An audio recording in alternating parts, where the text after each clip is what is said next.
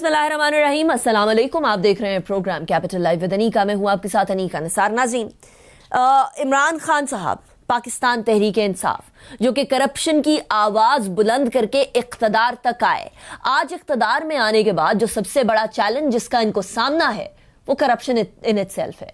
Corruption एक ऐसी चीज जिसने पाकिस्तान की जड़ों को कई दहाइयों से खोखला किया हुआ है, वो आज भी रुक ना सकी। पाकिस्तान तहरीक इंसाफ की हुकूमत को तकरीबन आए हुए ही 2 साल हो चुके हैं और 3 साल का अरसा और भी इनके पास है।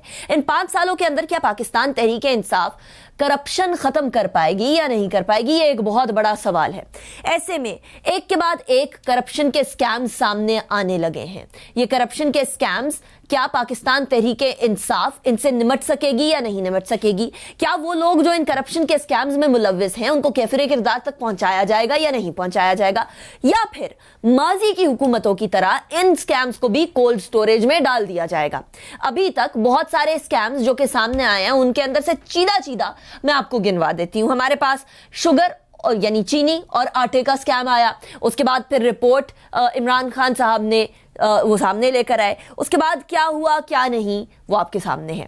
इसके अलावा 25 एकड़ जमीन जो कि शोहदा और गाजियों के नाम थी, जो कि उनका हक बनता था, वो लोग जिन्होंने अपनी जानों की बाजी लगा दी पाकिस्तान के लिए, उनके हक पे डाका मारा गया जब पंजाब हुकूमत ने इस जमीन को रैटिफाई कर दिया और ये कुछ सिविल ऑफिशियल्स, गवर्नमेंट ऑफिशियल्स के नाम पे लगा दिया गया।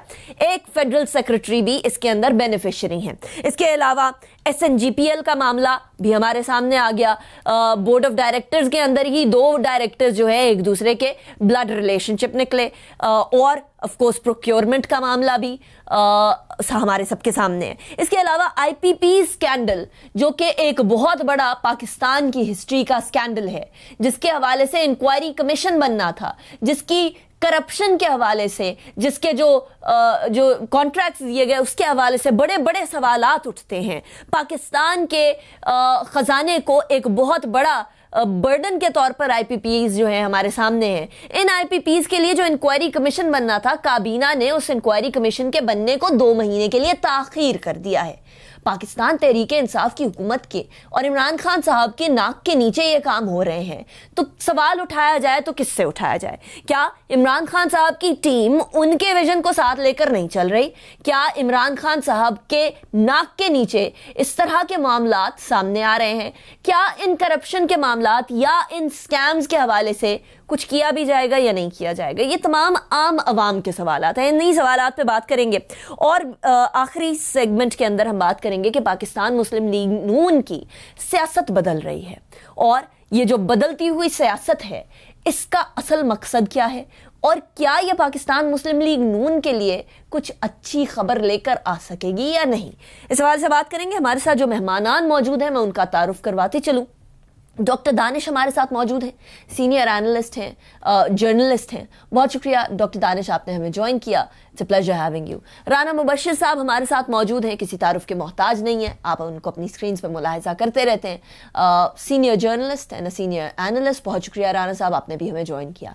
इसके अलावा हमारे साथ साबिर शाह साहब भी मौजूद हैं जो कि एडिटर करंट अफेयर्स हैं जंग जियो ग्रुप के। बहुत शुक्रिया साबिर शाह साहब, आपने भी हमें ज्वाइन किया। Pleasure having all of you. Doctor साहब, सबसे पहला सवाल मैं आपकी तरफ ही लेकर आऊंगी। डॉक्टर साहब, पाकिस्तान तहरीक इंसाफ के कप्तान, prime minister of Pakistan Imran Khan साहब कहा करते थे कि कप्तान सही हो तो टीम सही तरीके से काम करती है।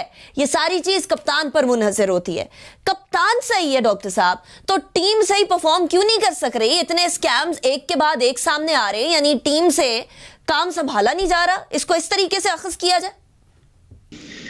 देखिए, आपके इस छोटे से सवाल में जो है ना, पूरा जो कहते हैं ना समुंदर कूज़े भर देते हैं। एक तरफ आपने कप्तान के उस स्टेटमेंट को कहा है कि जी कप्तान सही हो तो पूरा का पूरा जो है वो कैबिनेट सही हो जाती है।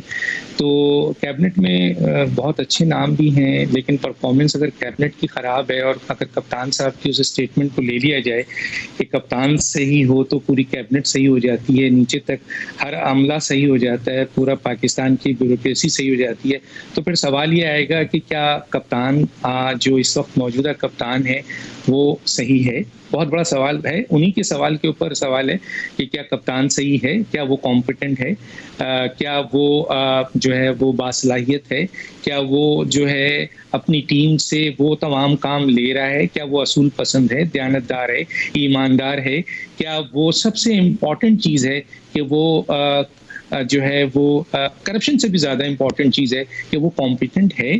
अगर वो कॉम्पिटेंट है तो फिर उनकी अपनी स्टेटमेंट के तहत कैबिनेट को बहुत अच्छा काम करना चाहिए और फिर उसके नीचे जितनी भी इदारे हैं उनको अच्छा काम करना चाहिए। लेकिन जो बज़ाहिर नज़र आ रहा है 2 साल का अरसा गुजर चुका है और उसमें ये नज़र आ रहा है कि आपके पास तो कोई ना प्लानिंग है, ना पॉलिसी है, ना कोई डायरेक्शंस है। आपने जो मईशत जिस भी हाल मिली थी, यकीनन आपको जो मईशत मिली थी वो बहुत अच्छी नहीं थी, लेकिन क्या उसको ये देखना पड़ेगा कि वो मईशत जो आपने ली थी उसमें बेहतरी आप ले आए। क्योंकि दुनिया की आप हिस्ट्री उठा के देख लें कि मुख्तलिफ जो ममालिक हैं उनके सरबाह ममलिकत हों, या इस्लामी तारीख उठा के देख लें, या खुलफाए राशिदीन का देख लें, या बादशाहों का दौर देख लें, या और भी बहुत सारे दौर हैं जिनकी मिसालें दी जा सकती हैं कि उन्होंने अगर कोई अपना हुकूमत संभाली और हुकूमत में पेचीदगियाँ थी, मसाइल थे, खराबियाँ थीं, तो उनको उन्होंने दुरुस्त किया और उसको बेहतर किया, बहुत ज़्यादा खराबियों को बेहतर किया। मैं सिर्फ एक ही मिसाल देता हूँ कि हज़रत सल्लल्लाहु अलैहि वसल्लम ने जब अपनी रिसालत का ऐलान किया, अपनी नबूवत का ऐलान किया, तो क्या थी दुनिया उस वक्त, क्या था उस वक्त अरब, क्या था उस वक्त मुकाम। अब उन्होंने ये नहीं कहा कि मुझे तो मुल्क ही ऐसा मिला था। उसके बाद उन्होंने ये दिखाया कि 10,000 के लश्कर के साथ बगैर एक खून के उन्होंने फतेह मक्का भी किया। तो हम तो उन्हीं की मिसाल देते हैं ना, तो हम उनको फॉलो लेके चलें। और फिर इसके बाद बहुत सारे इदारे हैं। आइए बांग्लादेश के ऊपर देख लीजिए कि बांग्लादेश आज कहाँ खड़ा है, जिसको हम लाइबिलिटीज़ कहते थे, जिसको हम कहते थे कि ये जो मुल्क है ये मांगने का मुल्क है, ये कुछ नहीं है, ये इनको हम सिर्फ पे करते हैं। आज उनके यहाँ जो हुक्मरान आए और क्राइसिस के साथ बांग्लादेश ने फेस किया, फिर उनके पास ऐसा हुक्मरान आया कि आज आप देख लें उनकी जीडीपी कहाँ जा रही है, 7.8 पे पहुंच गई है। इसी तरीके से उनका जो एक्सपोर्ट है वो 32 अरब चला गया। उनका आप रेमिट उसका ये देख लें, रिजर्व देख लें, उसका इंपोर्ट देख लें, हर चीज़ उसकी बेहतर हो गई। तो कहने का मतलब ये है कि अगर कप्तान सही है तो नीचे तक हालात बेहतर होते हैं। बिल्कुल उनके अल्फाज बहुत सही थे, लेकिन अगर आज हालात बहुत ख़राब हैं तो फिर ये सवाल ज़रूर उठेगा कि क्या कप्तान सही है। राइट डॉक्टर साहब। राना साहब, पाकिस्तान तहरीक इंसाफ की हुकूमत के अंदर स्कैम सामने आना जरा कुछ समझ नहीं आती, बिकॉज यही तो वो जमात है जो कि स्कैम्स को करप्शन के साथ जोड़ा भी करती थी। अभी आईपीपीज का रीसेंट स्कैम आया है, काबीना ने इंक्वायरी कमीशन बनाने के अंदर 2 महीने की ताखीर कर दी है। इससे पहले वो जो पंजाब गवर्नमेंट ने रेटिफाई कर दी थी 25 एकड़ की जमीन जो शोहदा और गाजियों की थी, वो गवर्नमेंट ऑफिशियल्स के नाम पे रेटिफाई कर रहे थे। फिर शुगर और आटा मशहूर ज़माना स्कैंडल हमारे सामने आया। इसके अलावा SNGPL का मामला। राना साहब, स्कैम पे स्कैम बनी जा रहे हैं, स्कैम पे स्कैम सामने आ रहे हैं, ये हो क्या रहा है पाकिस्तान तहरीक इंसाफ की हुकूमत में? I personally think देखें they are also part of this society। और जो इलेक्शंस में जिस तरीके से ये इतने बड़े बड़े नारे लगा रहे थे ना, वो नारे अपनी जगह ठीक है, हर इलेक्शंस में होता है। अमेरिका में भी इलेक्शंस में आप देख लें, इलेक्शन कैंपेन्स में बड़े बड़े नारे लगाए जाते हैं और बड़ी बड़ी टॉल क्लेम्स किए जाते हैं। But when it comes to reality check, reality different होती है। जब आप कॉरिडोर्स ऑफ पावर में आके बैठते हैं ना, तो फिर आपको पता चलता है कितने भी है सो है। सो इसमें भी in this particular case also, यहाँ पे जो बातें की गई थी वो ठीक है, वो अपनी जगह ठीक चलती रही, होता रहा जरा, पीपल बॉट इट और people got carried away also. But at the very same time कुछ लोग बीच में ऐसे मौजूद हैं जिन पे अगर उनको एक एग्जाम्पलरी पनिशमेंट ना दी गई तो Aahista Aahista, slowly and gradually, जो एक लोगों ने होप पिन की हुई है ना पीटीआई के साथ, वो खत्म होती चली जाएगी, which is going to be very alarming. क्योंकि एक आखिरी होप लोगों ने रखी हुई थी। लोगों ने कहा जनाब पीपल्स पार्टी गड़बड़ है, लोगों ने कहा जनाब मुस्लिम लीग नून गड़बड़ है, और सब पे इल्जामात लगते रहे। लोगों ने कहा हाँ जी बिल्कुल ठीक है, बिल्कुल सही कहते हैं, पीटीआई वाले सही ने सारे। और अगर पीटीआई वाले कुछ इकदाम उन्होंने सही किए हुए हैं, देखें as far as accountability is concern, लेकिन कुछ लोगों के साथ अकाउंटेबिलिटी हुई है, कुछ लोगों की अकाउंटेबिलिटी हुई है। अलीम खान को देख लें आप, उससे पहले जनाब 20-22 मिनिस्टर्स जो थे, सॉरी पार्लियामेंटेरियंस जो थे पीटीआई के, उनको उन्होंने साइडलाइन कर दिया। सारी बातें ठीक है, लेकिन जैसे जैसे अपने क्लॉज इंटैक्ट होते जा रहे हैं गवर्नमेंट के अंदर, और जैसे जैसे पावर के अंदर उनके इंटैक्ट होते जा रहे हैं अपने क्लॉज गवर्नमेंट के, आहिस्ता आहिस्ता ऐसे लग रहा है कि वो अपने जो क्लेम्स थे उनसे पीछे हट रही है। जब तक नई एग्जाम्पलरी पनिशमेंट देंगे, यहाँ पे इश्यूज हैं, एक नहीं आपने तो 3-4 गिनाए हैं, इससे भी ज्यादा इश्यूज है, स्कैम्स हैं। तो जब तक सारे स्कैम्स को बारी बारी एड्रेस करके उनको पनिशमेंट नहीं दी जाएगी, चाहे वो पीटीआई से है, पीटीआई के लोग हैं, कैबिनेट के अंदर है या कैबिनेट से बाहर है, we don't care about that. हमें लोगों की होप्स जो है वो डिमिनिश नहीं होनी चाहिए, वो खराब नहीं होनी चाहिए, वो खत्म नहीं होनी चाहिए पीटीआई से। अगर वो खत्म हो गई तो वो सब लोग कहेंगे जी सारे एक को जेने, सबका एक ही मसला है, सबका एक ही प्रॉब्लम। वो उम्मीद जो बांधी है लोगों ने पाकिस्तान तहरीक इंसाफ से, वो टूट जाएगी। मैं साबिर शाह साहब आपकी तरफ आऊंगी। हम बात कर रहे हैं स्कैम्स की। इमरान खान साहब करप्शन के खिलाफ बातें करते आए हैं, उनकी पर्सनालिटी भी कुछ इस तरह से है कि वो कहते हैं कि जब मैंने बोला है कि मैं करप्शन के खिलाफ एक्शन लूंगा तो मैं लूंगा, लेकिन फिर साथ साथ माफियाज की बात भी आती है। अब ये बात समझ नहीं आ रही कि पाकिस्तान तहरीक इंसाफ के वक्त पे इतने बड़े बड़े स्कैम सामने आने लग गए हैं। डू यू थिंक के इन तमाम स्कैम्स के अंदर जो लोग मुलव्विस हैं उनको कैफिर किरदार तक पहुंचाया जाएगा, या आप समझते हैं कि बाकी गवर्नमेंट्स की तरह इनको भी कोल्ड स्टोरेज के अंदर डाल दिया जाएगा? अनिका, अगर हर किस्म की मसलहत बालाए ताक रख कर हम सच सुनना और बोलना चाहें तो हकीकत यह है कि करप्शन के ख़िलाफ़ पाकिस्तान तहरीक इंसाफ के डबल स्टैंडर्ड्स हैं। ये बात उनके नकाद भी कह रहे हैं, उनके इत्तेहादी भी कह रहे हैं, बल्कि पाकिस्तान तहरीक इंसाफ के कुछ अपने मिनिस्टर्स भी ये बात टेलीविज़न पर कहते नज़र आते हैं। ना सिर्फ आटे और चीनी का स्कैंडल अरबों रुपए का है, बल्कि 2019 में अद्वियात की कीमतें बढ़ाने का एक स्कैंडल भी सामने आया था। यह भी अरबों रुपए का स्कैंडल है, लेकिन अब दब चुका है। उस वक्त के मुतल्लिका वज़ीर आमिर कियानी साहब को सिर्फ ओहदे से हटाया गया था। पता नहीं इंक्वायरी हुई या नहीं हुई, नैब तो कहती थी इंक्वायरी करेंगे, पैसा कहाँ गया, कितनी जेबों में गया, कुछ पता नहीं लगा। माजी के स्कैंडल्स की तरह ये किस्सा भी दब गया। अब अगर जहांगीर तरीन, खुसरो बख्तियार और उनके भाई हाशिम जवां बख्त जो पंजाब में मिनिस्टर हैं, अगर उनको हुकूमत गिरफ्तार नहीं करती और उनसे नाजायज़ तरीके से हासिल की गई अरबों रुपए की सब्सिडी भी रिकवर नहीं करती, क्योंकि रिपोर्ट्स आ चुकी हैं, फोरेंसिक आने वाली है, चीज़ें तो बाहर आ चुकी हैं।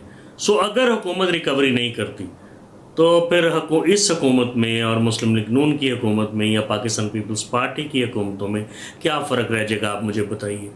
तो इस बयानिए की क्या औकात होगी जो हम रोज़ टेलीविज़न पर सुनते हैं कि इमरान खान करप्शन के ख़िलाफ़ जहाद कर रहे हैं। और ये ज़हन में रखिए कि देखिए, इमरान खान ने हाशिम जवां बख्त और खुसरो बख्तियार को ओहदों से भी नहीं हटाया ताकि वो इंक्वायरी पर किसी तरह से असरअंदाज ना हो सकें। मसाइल इतने हैं, शोर इतना है कि स्कैंडल आते हैं, दब जाते हैं। कुछ ही दिन पहले अनवर परवेज़, ये बरतानिया में रहते हैं, एक पाकिस्तानी नजाद अरबपति आदमी हैं, इनकी एक कंपनी है यहाँ पे बेस्ट विद सीमेंट, आपने नाम सुना होगा। उन्होंने करोड़ों रुपए का एक चंदा दिया, डोनेशन दिया कोविड-19 से निपटने के लिए, और अगले ही दिन तमाम सीमेंट कंपनियों ने सीमेंट की बोरी की कीमतें बढ़ा दी। कोई पूछने वाला नहीं, किसी ने नहीं पूछा आपने ऐसा क्यों किया, कोई शोर डालने वाला नहीं। एक तरफ कंस्ट्रक्शन सेक्टर को हम तरक्की देने का सोच रहे हैं, ऊपर से सीमेंट की कीमतें बढ़ गई।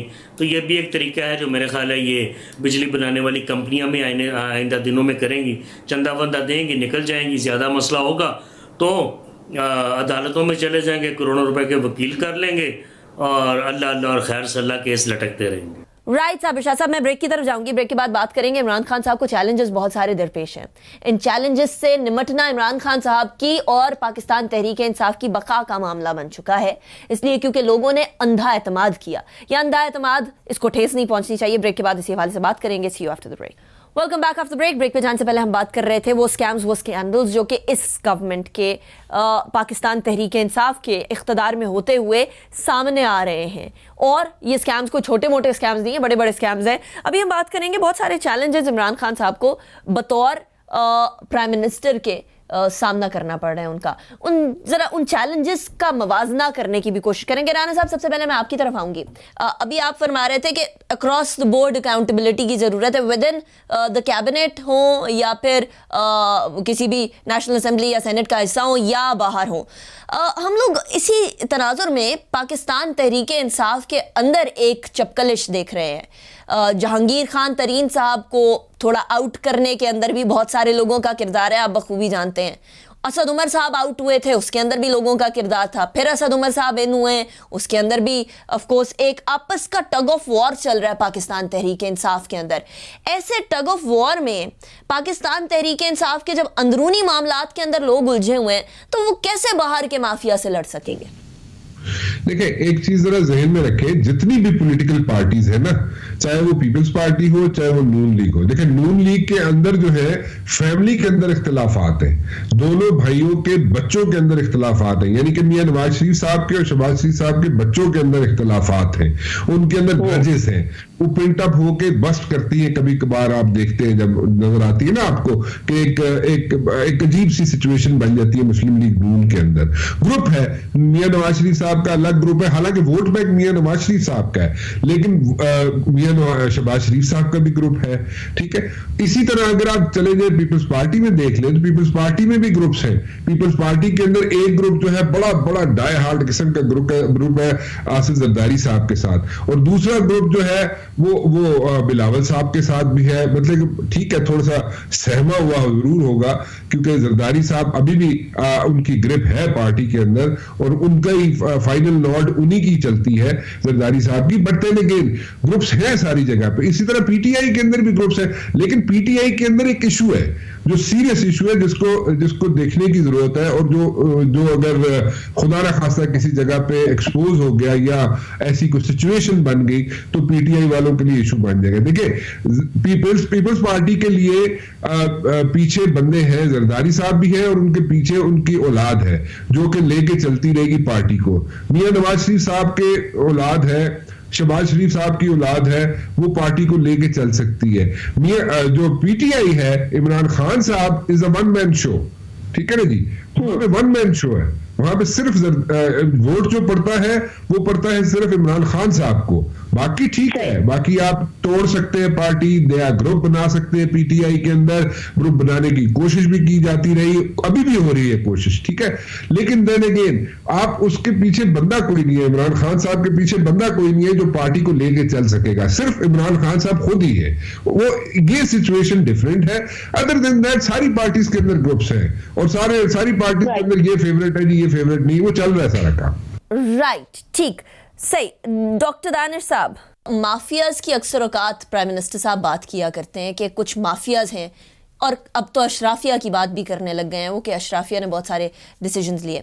लेकिन ये जो माफियाज हैं, क्या ये इतने ज़्यादा स्ट्रॉन्ग हैं कि एक बड़े स्ट्रॉन्ग हेडेड और स्ट्रॉन्ग विल्ड प्राइम मिनिस्टर के सामने भी वो इस तरह से खड़े हुए हैं कि अब आईपीपीज़ की जो इंक्वायरी कमीशन बनाना था उसके अंदर काबीना ने 2 महीने की ताख़ीर कर दी?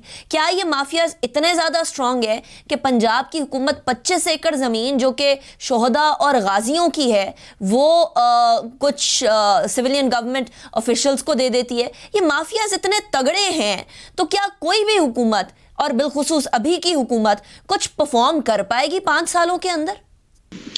देखिए, सबसे इम्पोर्टेंट बात यह है कि माफियाज किस दौर में नहीं रहे, हर दौर में माफियाज रहे, हर दौर में माफियाज ने अपने एक्शंस किए। अब ये मुल्क जो आप तब्दील किया, आपने तब्दीली का नारा दिया, आपने लोगों को इस बात के लिए कन्विंस किया, अब बहुत सारे लोग इस बात पे आपके साथ खड़े हो गए कि आप इस मुल्क में आप एक ऐसा सिस्टम लेके आएंगे, वरना आप हुकूमत छोड़ देंगे, आप नहीं बैठेंगे, आप एक कॉम्प्रोमाइज हुकूमत नहीं लेंगे। आप ही ने कहा था कि चाहे वो माफिया की हुकूमत हो, चाहे वो इस्टेब्लिशमेंट से हो, चाहे वो किसी की भी हो, आपने कहा था कि अगर मुझे काम नहीं करने दिया जाएगा और मुझे एक ऐसी हुकूमत दी जाएगी कि चला कोई और रहेगा और मैं डमी हूँगा, तो फिर मैं वो हुकूमत नहीं करूँगा, मैं इक़्तिदार नहीं करूँगा, मैं वज़ारत उज़्मा से फ़ौरन इस्तीफ़ा दे दूँगा।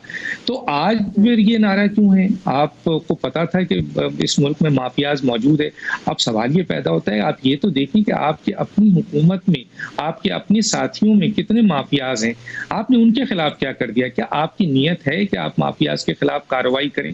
देखिए, अगर आप इंसाफ पसंद हैं, मैं तो एक जुमला कहता हूं, अगर आप इंसाफ पसंद हैं, आप दयानतदार हैं, आप ईमानदार हैं, तो फिर सबसे पहले तो आप उन माफियाज का कलाकमा करें ना जो आपकी पार्टी में मौजूद हैं, जो आपकी अपनी पार्टी में बहुत बड़ी अहम पोजीशन पे बैठे हुए हैं। उसके लिए आप एक केस खोल दें।